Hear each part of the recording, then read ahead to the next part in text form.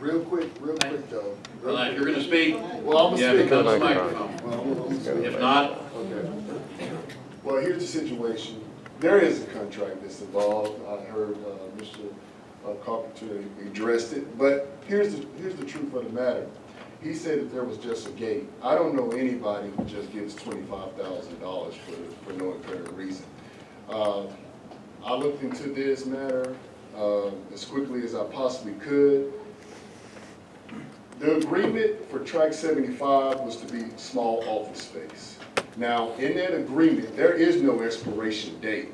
Now, the law is the law, but there's still an agreement at hand between Witchery and Deltic Timber, which makes this a civic matter. Now, they can say what they want to say about Track 75, but the simple fact is that there was $25,000 exchanged to make that contract active. Now, you have a money trail, and then you have the actions of the contract that says it's small office space. Now, I get it. I own numerous companies in numerous states. I understand that you have to make money, and they haven't sold any land in a long period of time. But then you have to look at the whole picture. Now, they in the first meeting, I wish you guys could have heard what was said. It's totally different than what they're saying to you today.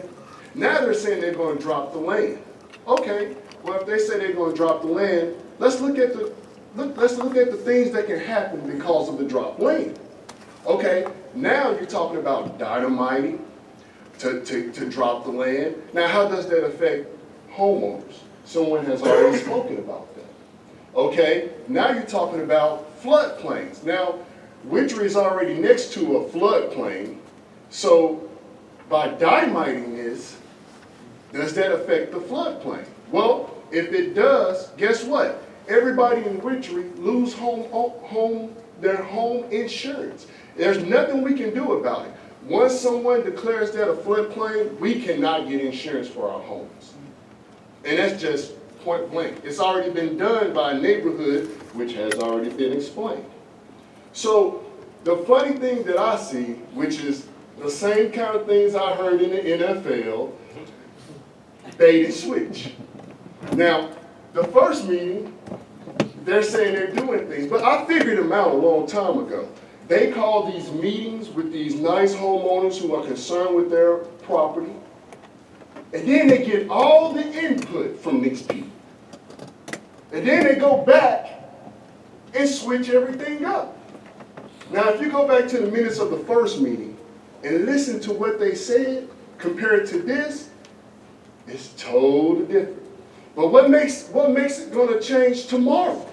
They have already said that they had an agreement with us in Witchery. Now, if you can't take a man for his word, I don't know what you can do, especially when he puts it on paper.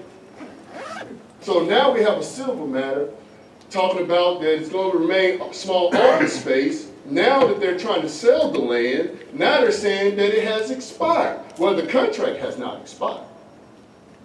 There's no date on that contract that says that this was going to turn into something, another rezoning. Nothing to do with that.